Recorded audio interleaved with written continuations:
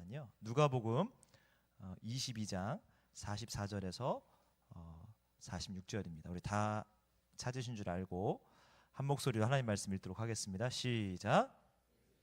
힘쓰고 애써 더욱 간절히 기도하시니 땀이 땅에 떨어지는 핏방울같이 되더라. 기도 후에 일어나 제자들에게 가서 슬픔을 인하여 잠든 것을 보시고 이르시되 어찌하여 자느냐, 시험에 들지 않게 일어나 기도하라 하시니라.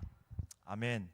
이 복음서를 종합해 보면 예수님께서 사랑하시는 제자들에게 우리 충격적인 두 가지의 말씀을 하십니다. 첫 번째는 최후의 만찬 가운데 이 중에 나를 팔자가 있을 것이다. 제자들이 얼마나 충격을 받았을까요? 사랑하는 예수님인데 우리들 가운데 팔자가 있다니.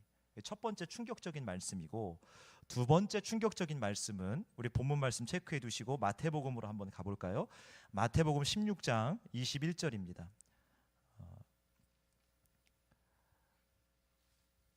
마태복음 16장 21절에 또 한 번의 충격적인 말씀을 하시죠, 제자들에게. 마태복음 16장 21절 우리 다 함께 읽도록 하겠습니다. 시작.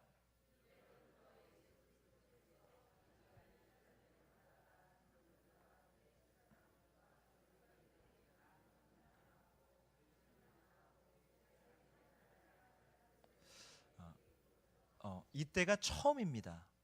십자가로 나아가셔야 된다는 것을 얘기하시고 부활하셔야 된다. 이것을 제자들한테 처음 얘기하신 거예요. 근데 이런 충격적인 얘기를 듣고 주님이, 내가 사랑하는 예수님이 십자가로 나아가셔서 나의 죄를 위해서 돌아가셔야 된다, 이런 충격적인 얘기를 듣고 베드로가 이렇게 반응을 하죠. 마태복음 16장 22절 시작.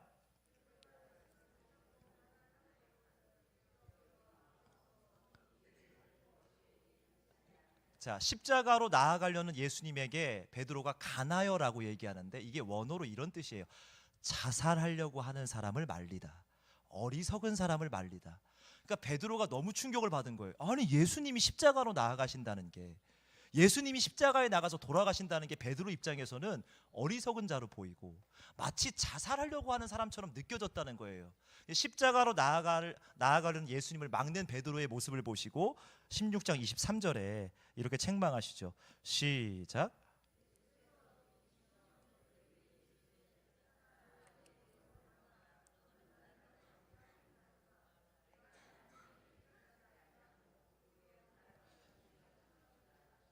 자, 다시 한번 정리해 볼까요?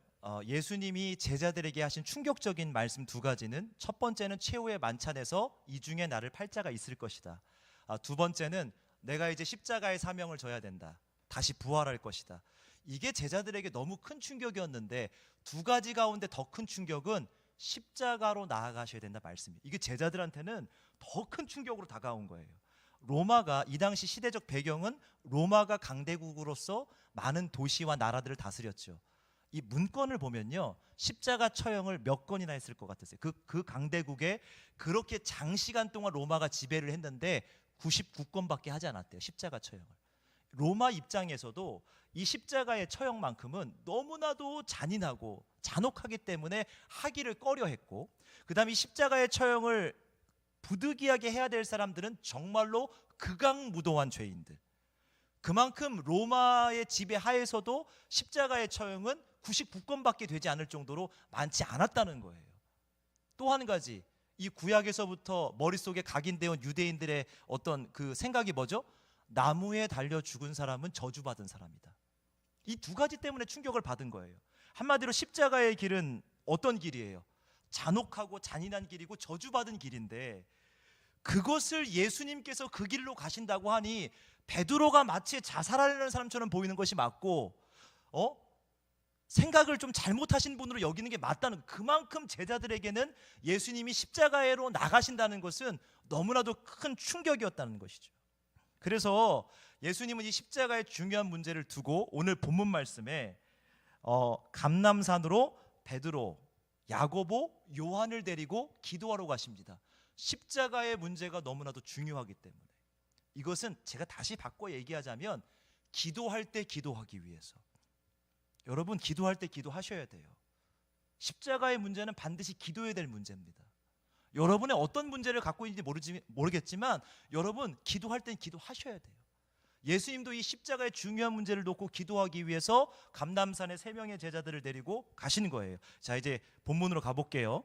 누가복음 22장 39절입니다. 누가복음 22장 39절 시작.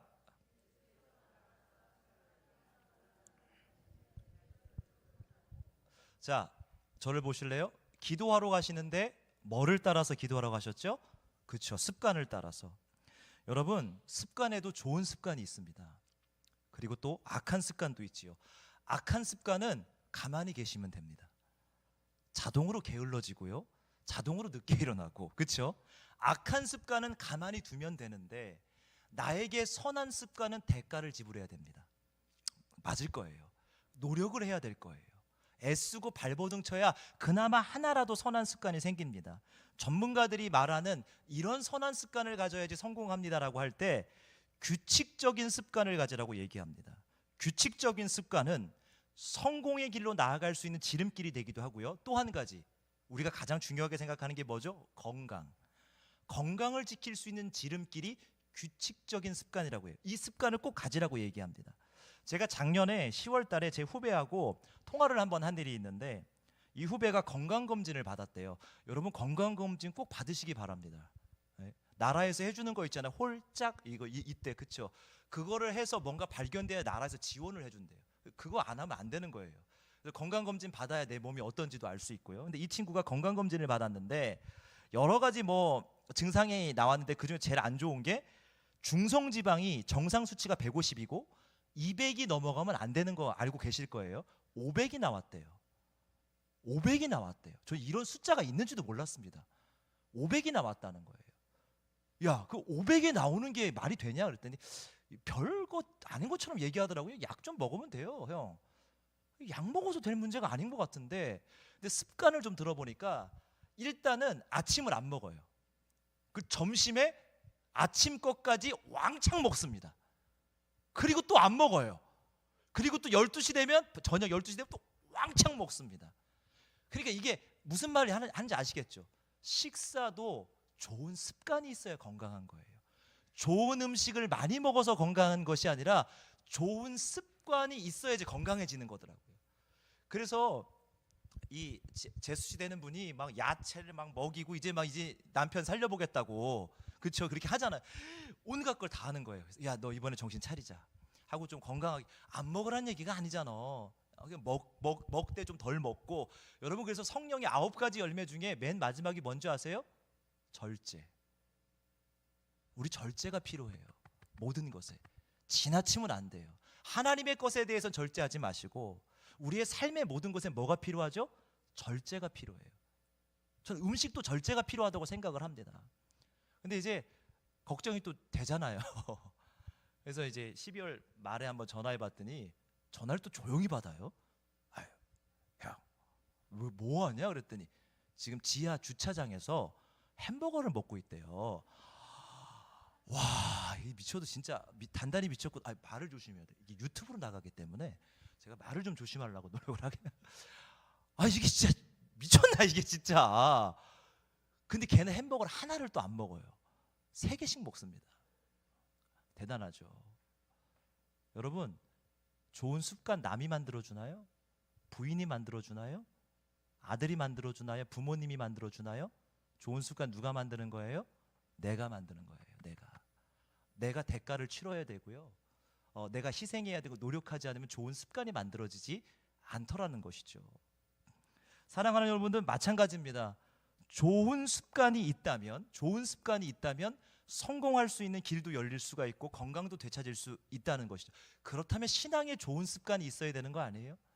예수님처럼 습관을 따라 기도하는 것처럼 우리에게도 좋은 습관이 있어야 됩니다. 탁월성이 어느 날 생기느냐? 무언가를 이겨내는 지혜가 어느 날 번쩍 갑자기 생길까요? 하나님을 위해서 이걸 판단할까 저걸 판단할까 했을 때 하나님을 위해서 판단하는 그 결정력이 갑자기 생길까요? 저는 그렇게 생각하지 않습니다. 신앙의 좋은 습관이 나에게 있을 때, 할렐루야, 탁월성도 판단력도 지혜도 생겨난다고 저는 생각을 해요. 신앙의 좋은 습관을 가지고 있었던 한 사람이 또 있죠. 다니엘입니다. 위기의 순간에 그는 습관을 따라서 3번 기도했던 사람이 다니엘이라면 예수님처럼 우리도 좋은 습관이 있기를 간절히 소망합니다. 예수님은 좋은 습관을 따라서 기도하러 올라가실 때 제자들에게 너희들은 여기서 기도해라, 나는 좀 한적히 떨어진 곳에서 기도하겠다라고 말씀하십니다. 누가복음 22장 41절에서 42절을 한번 보도록 하겠습니다. 누가복음 22장 41절에서 42절입니다. 시작.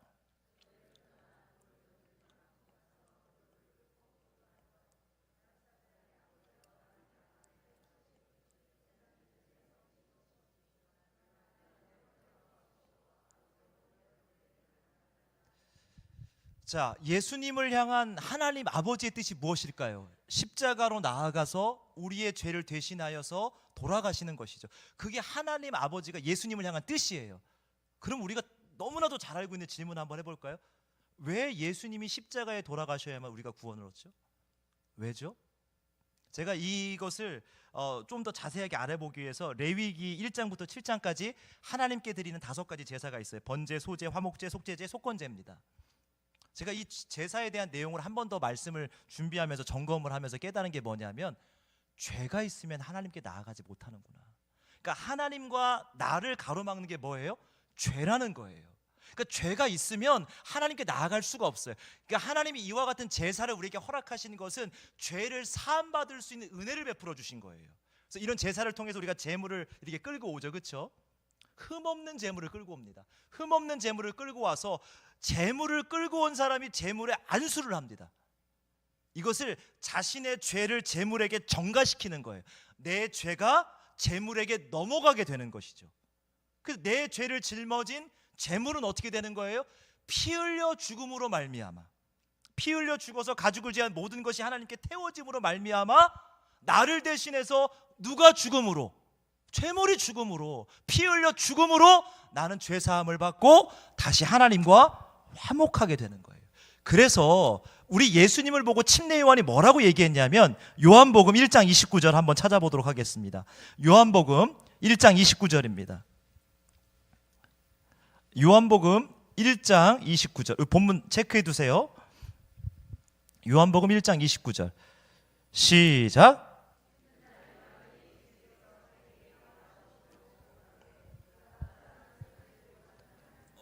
뭐라고 얘기하고 있어요? 세상 죄를 짊어지고 가는 어린 양을 보라. 누구에게? 예수님에게. 우리의 모든 죄를 짊어지고 제물되어서 피 흘려 돌아가신 그 예수님을 보라는 거예요. 사랑하는 여러분, 예수님이 십자가에 못 박혀 피 흘려 돌아가심으로 말미암아 우리가 죄사함을 얻었어요. 이 과정에서 우리의 어떠한 공로도 없습니다. 이 과정에서 우리의 어떠한 공로도 없어요. 우리의 모든 죄를 짊어지고 예수님이 십자가에 돌아가심으로 말미암아 우리가 구원을 얻은 거예요. 여기 우리의 공로가 뭐가 있습니까? 우리가 뭘 한 게 있습니까? 어떤 일을 했습니까? 오직 예수님이 우리의 죄를 짊어지고 십자가에 돌아가심으로 말미암아 구원을 얻었어요.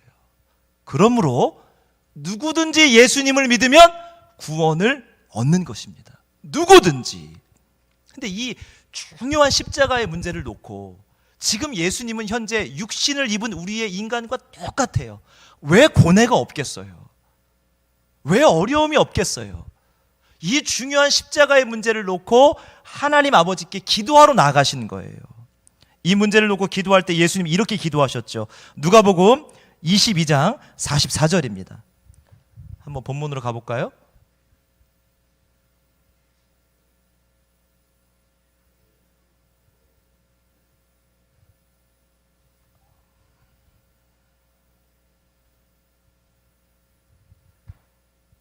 누가복음 22장 44절 시작.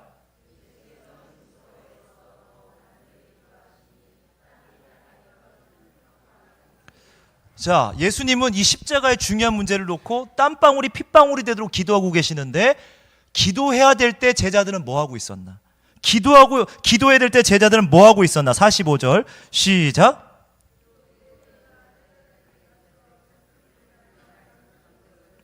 뭐 하고 있어요? 예수님은 십자가의 중요한 문제를 놓고 기도할 때 기도하고 계시는데 땀방울이 핏방울이 되도록 근데 여러분, 제자들이 자고 있을 만한 이유가 있더라고요. 제가 복음서를 다 살펴보니까 제자들이 피곤할 만하겠구나. 첫 번째, 피곤해서 잔 거예요.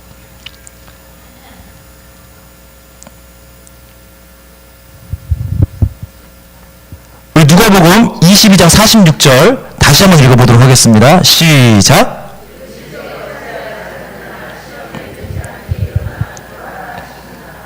마태복음과 마가복음에서는 제자들이 피곤해서 기도하지 못했다라고 기록이 되어 있고, 오늘 누가복음에서는 슬퍼서 기도하지 못했다라고 기록을 하고 있습니다. 여러분, 왜 피곤해서 기도하지 못했을까요? 예루살렘에 도착하자마자 수많은 인파가 둘러쌉니다, 예수님을. 이해되시죠? 그 다음에 어떻게 해서든지 예수님의 흠과 약점과 죄를 찾기 위해서 로마의 첩자들, 대제사장과 그의 수하들이 어떻게 눈을 부릅뜨고 예수님의 흠을 찾기 위해서 찾아다니고 있어요. 잠을 잘 수가 있을까요? 잠 못 자죠. 수많은 인파에 매일같이 둘러싸여 있고, 수많은 사람들이 자신을 언제 어떻게 할지 피곤해서 잠을 못 자고 예수님하고 감람산에 기도하러 간 그 시간이 밤 12시예요. 당연히 피곤해서 기도하지 못했다는 거 이유가 될 수 있어요. 두 번째는 무엇일까요? 슬퍼서 기도하지 못했다고 말씀하고 계십니다. 여러분, 예수님이 십자가에 못 박혀 돌아가시는 것도 슬픈데 이 중에 나를 팔자가 있대요. 이 중에 나를 팔자가 있대요. 그 제자들은 매일같이 슬픈 거예요. 슬프면 기도가 안 됩니다. 기도의 자리에 나아가지 못할 수가 있어요. 슬프면 온전하게 입을 벌려서 기도의 형태를 갖추고 기도하지 못할 수도 있습니다. 근데 여러분, 꼭 입을 벌려서 하는 기도만 기도일까? 저는 저희 아버지가 갑작스럽게 돌아가셨을 때 기도가 안 나오더라고요, 진짜.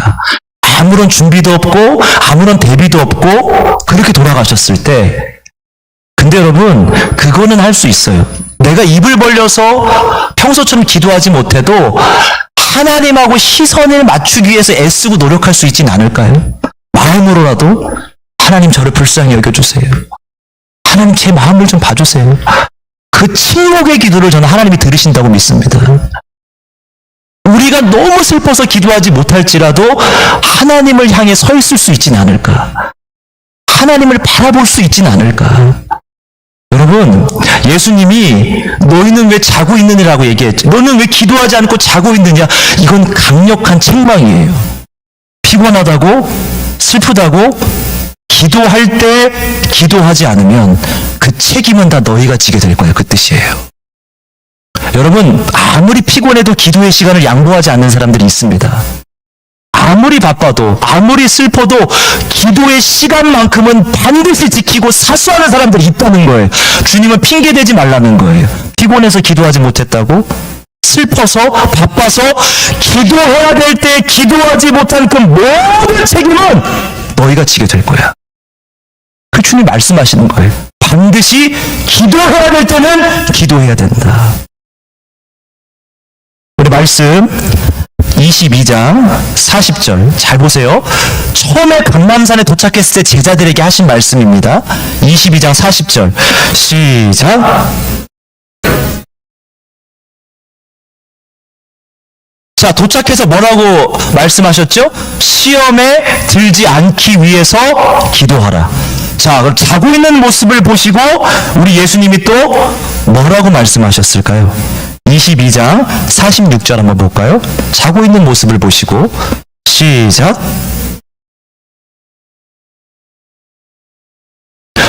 동일한 말씀을 똑같이 하시죠. 여러분, 동일한 말씀을 똑같이 하세요. 이게 무슨 의미인지 아세요?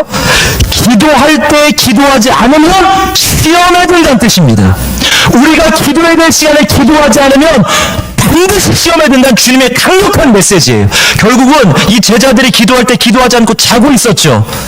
이후에 어떤 일이 벌어집니까? 예수님이 체포되어서 십자가에 돌아가실 때 모든 제자들 다 도망가고 수제자 베드로는 어떻게 됐어요? 주님을 모른다 3번 부인하였죠. 이들은 시험에 들게 돼요. 아주 큰 시험에 들게 되었다는 거예요. 기도할 때 기도하지 않으면 우리는 시험에 들 수밖에 없다는 것입니다. 주님은 이렇게 말씀하시는 거예요. 너희가 지금 기도하지 않으면 시험에 들 수밖에 없어. 너희가 지금 기도하지 않으면 예상하지 못한 고난을 만나게 될 거야. 너희가 지금 기도하지 않으면 그 지긋지긋한 고난에서 벗어나지 못할 거야. 너희가 지금 기도하지 않으면 앞으로 찾아올 고난을 감당하지 못할 거야. 그러므로 피곤하다고 슬프다고 기도 안 하면 안 돼. 반드시 기도할 땐 기도해야 된다고 주님이 말씀하고 계시는 거예요. 혹시 내가 기도할 때 기도하지 못해서 시험에 들어있는 것은 아닐까? 내가 기도할 때 기도하지 못해서 시험에 들어있는 것은 아닐까? 여러분, 주님의 첫 번째 메시지 정확하게 기억하세요. 기도할 때 기도하셔야 됩니다. 그래야 시험에 들지 않을 수 있습니다. 두 번째 메시지는요, 우리가 기도해야 될 때 반드시 기도해야 되는 이유는, 어느 농부가 하나님께 이런 기도를 합니다. 어느 농부가 하나님께 이런 기도를 해요. 하나님, 때에 따라 비도 주시고 햇빛도 주셔서 농사가 잘 됐어요. 줘 보실래요? 그러니까 이런 기도. 하나님, 때에 따라 하나님이 햇빛도 주시고 뭐도 주셔서 잘 됐어요. 근데 하나님 좀 아쉬워요. 제가 원하는 대로 비도 주시고 햇빛도 주시고 바람도 주시면 안 될까요? 하나님이 주시는 게 좀 아쉬워요. 좀 이해가 돼요, 저는. 이건 물론 만들어낸 얘기입니다. 실제가 아니라. 그래서 하나님이 알았다. 너가 비 달랄 때 비 주고 바람 달할 때 바람 주고 그다음 햇볕 달할 때 햇볕 주마. 그래서 하나님 지금입니다. 비 주세요. 하나님 비를 주시는 거예요. 하나님 지금입니다. 햇빛 주세요. 햇빛 쫙. 하나님 바람도 불게 해주세요. 바람 쫙.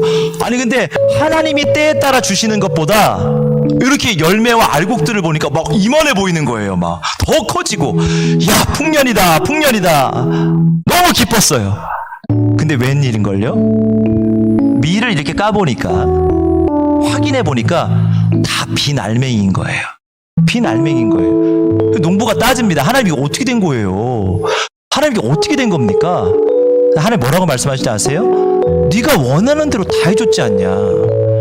네가 원하는 대로 내가 다 해줬지 않냐? 근데 왜 그러느냐? 이 농부가 깨닫게 된 거예요. 내가 원하는 게 이루어지는 게 최선이 아니구나. 하나님이 원하시는 게 이루어지는 것이 최선이구나. 할렐루야. 그걸 안 거예요. 그런 거구나. 내가 원하는 게 이루어지는 게 내 가정의 최선이 아니라, 내 삶의 최선이 아니라, 내가 원하지 않고 하나님의 뜻이 이루어지는 것이 나에게 최선이구나. 예수님이 감람산에 올라가셔서 십자가의 중요한 문제를 놓고 기도했던 중요한 이유가 또 한 가지 무엇일까요? 누가복음 22장 44절 한번 볼까요? 누가복음 22장 42절입니다.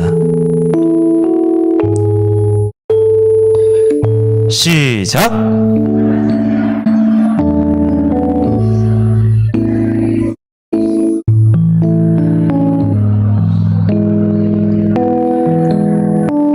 왜 기도했죠? 내 원대로 마시고 아버지의 뜻대로 하시옵소서. 우리 왜 기도해야 되죠? 여러분, 우리 왜 기도합니까? 왜 기도하는 거죠? 내 뜻대로 하지 않기 위해서. 전 그렇게 생각해요. 내 뜻대로 하지 않기 위해서, 아버지의 뜻대로 하기 위해서 우리 기도하는 거 아니에요?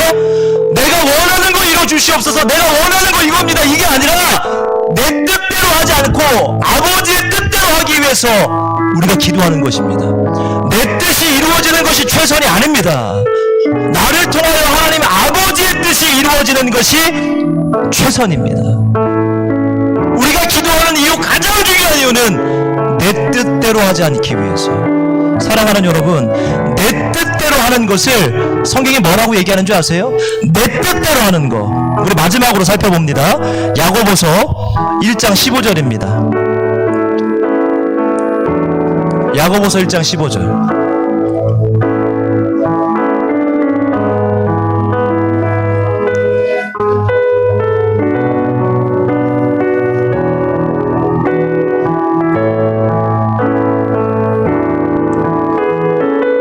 야고보서 1장 15절 함께 말씀 봅니다.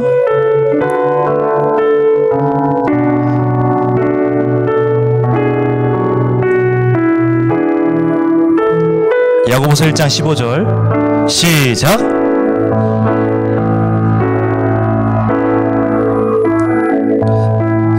내 뜻대로 하는 것은 성경은 정확하게 욕심이라고 얘기하고 있습니다. 내 뜻대로 하는 것은 욕심인 거예요, 여러분. 결국은 내가 기도하는 이유는 욕심을 내려놓고 내 뜻을 내려놓고 하나님 아버지의 뜻대로 하기 위해서입니다. 여러분, 기도할 때 기도하는 여러분 되시기를 간절히 소망합니다. 저도 오늘 이 말씀을 함께 나누면서 저도 이 말씀에 바로 서야 되겠다는 생각. 이 말씀이 여러분을 향한 말씀이기도 하지만 저를 향한 말씀이기도. 정말 기도할 때 기도에서 내 뜻이 아니라 하나님의 뜻대로 해야 되겠구나. 내가 청년부를 하던 중고등부를 하던 어떤 사역을 하던 내 뜻대로 하지 않고 하나님의 뜻대로 해야 되겠구나. 근데 저는요, 아까 우리 청년부 설교 때도 제가 고백한 게 있는데, 저는 제가 설교를 이렇게 하잖아요. 제가 이렇게 산다고 착각을 해요. 말입니다. 제가 이렇게 산다고 착각을 해요. 내가 이렇게 설교를 막 앞에서 하잖아요. 그럼 제가 이렇게 산다고 착각을 하며 살아요. 절대 그렇지 않아요. 설교의 자리가 끝나면 저도 여기 같이 내려가야 돼요, 여러분. 같이 기도하는 거예요. 저도 오늘 같이 기도할 거예요. 왜? 기도할 때 저도 기도해야 되니까. 저도 그 착각에서 벗어나려고 그래요. 말씀을 전하는 포지션을 가졌을 뿐이지 이 말씀대로 온전히 살아가지 못해요. 그러므로 저도 이 자리 밑에 내려가서 여러분하고 함께 기도해야 돼요. 어떻게 해요? 기도할 때 기도하게 하여 주시옵소서. 우리 함께 기도했으면 좋겠어요. 피곤하다고 힘들다고 기도할 때 기도 못하는 자가 아니라, 그래서 시험에 매번 드는 자가 아니라, 기도할 때 기도해서 하나님의 뜻대로 살아가야지, 기도할 때 기도하지 못해서 내 뜻대로 살지 않기 위해서 저도 오늘 기도할 때 기도할 것입니다. 우리 함께 하나님 앞에 기도할 때 기도하게 해달라고 기도하는 우리 모두 되기를 소망합니다. 우물가의 여인처럼 우리 함께 찬양하겠습니다. 우물가의 연인처럼 난 구한 헛되고 헛된 것들을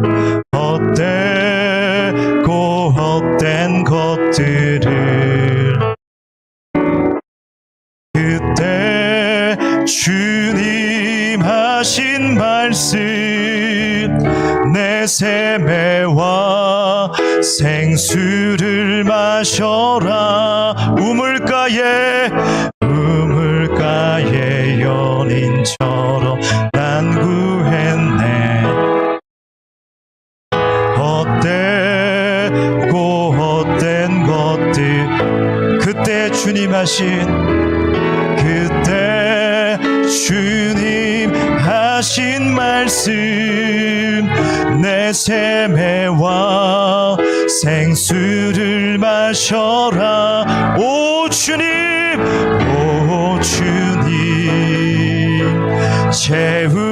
기도할 때 기도하기를 원합니다.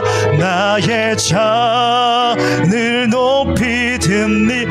우리가 기도할 때 하늘 양식 내게 채워주소서. 넘치도록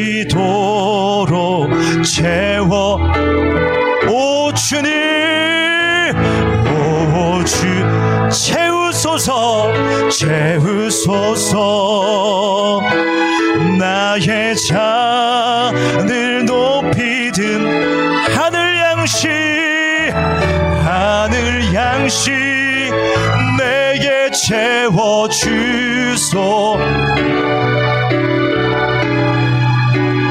우리 두 눈 감고 우리 손 들고 하나님께 오 주님 채우소서. 나의 하늘 높이 하늘 양식 내게 채워주.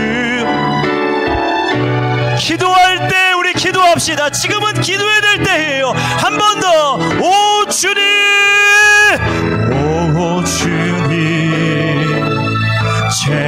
채우소서.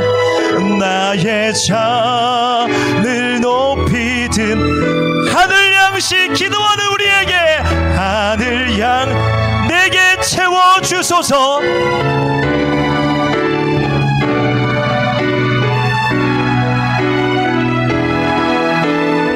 우리 시간 함께 기도할 때 주님, 기도할 때 기도하여 시험에 들지 않게 도와주시고, 기도할 때 기도하여 내 뜻대로가 아니라 하나님의 뜻대로 나아갈 수 있게 도와달라고 주님의 이름 부르고 다 함께 기도합니다. 주여! 아버지 하나님, 주님 도와주시옵소서. 아버지 하나님, 주님 함께하여 주시옵소서. 주님, 기도할 때 기도하기를 원합니다. 아무리 바빠도, 아무리 중요한 일이 있어도 지금은 기도해야 될 때입니다. 주님, 기도할 때 기도하지 않으면 저 제자들처럼 시험에 들어 어려움과 고난과 환난을 겪을 수밖에 없습니다. 주님이 기도하라고 말씀하신 이유는 너희가 기도하지 않으면 시험에 들 수밖에 없기 때문에, 너희가 기도하지 않으면 그 지긋지긋한 고난에서, 그 시험에서 벗어날 수 없기 때문에 주님이 기도하라고 말씀하시는 것입니다. 피곤하다고, 슬프다고, 여러 가지 일이 많다고 기도할 때 기도하지 않는 책임은 네가 지게 될 것이다. 주님, 우리가 기도할 때 기도할 수 있도록 주님 우리의 심령을 이끌어 주시옵소서. 주님 우리의 심령을 붙들어 주시옵소서. 주님 함께하여 주시옵소서. 오 주님 채우소서. 나의 잔을 높이 듭니다. 하늘 양식 내게 채워주소서. 넘치도. 우리 한 번 더 기도합니다. 하나님, 내 뜻대로 하지 않기 위해서 기도합니다. 내 뜻을 이루기 위해서 기도하는 자리가 아니라 내 뜻대로 하지 않고 아버지의 뜻대로 살기 위해서 기도합니다. 그 모든 상황 가운데 내 뜻대로 하고자 하는 욕심을 내려놓고 아버지의 뜻대로 되어질 수 있게, 아버지의 뜻이 이루어질 수 있도록 도와주시옵소서. 주님의 이름 부르고 다시 한번 기도합니다. 주여! 아버지 하나님, 내 뜻을 이루기 위해서 여태까지 기도만 해온 것은 아닙니까? 내 뜻을 이루어달라고 기도만 한 것은 아닙니까? 예수님의 기도처럼 내 뜻대로 마시고 아버지의 뜻대로 하시옵소서. 내 뜻대로 마시고 아버지의 뜻대로 하시옵소서.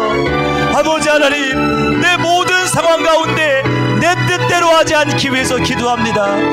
내 세상의 일도, 자녀의 일도, 내 모든 일들 내 뜻대로 하지 않기 위해서 기도합니다. 아버지의 뜻대로 하기 위해서 기도합니다. 주여, 오늘 우리가 함께 기도하오니 내 뜻대로 마시고 아버지의 뜻대로 하여 주시옵소서. 주님, 내 뜻대로 마시고 아버지의 뜻대로 살아갈 수 있도록 도와 주시옵소서. 오 주님, 채우소서. 나의 잔을 높이 듭니다. 하늘 양식 내게 채워주소서. 넘치도록 채워주소서.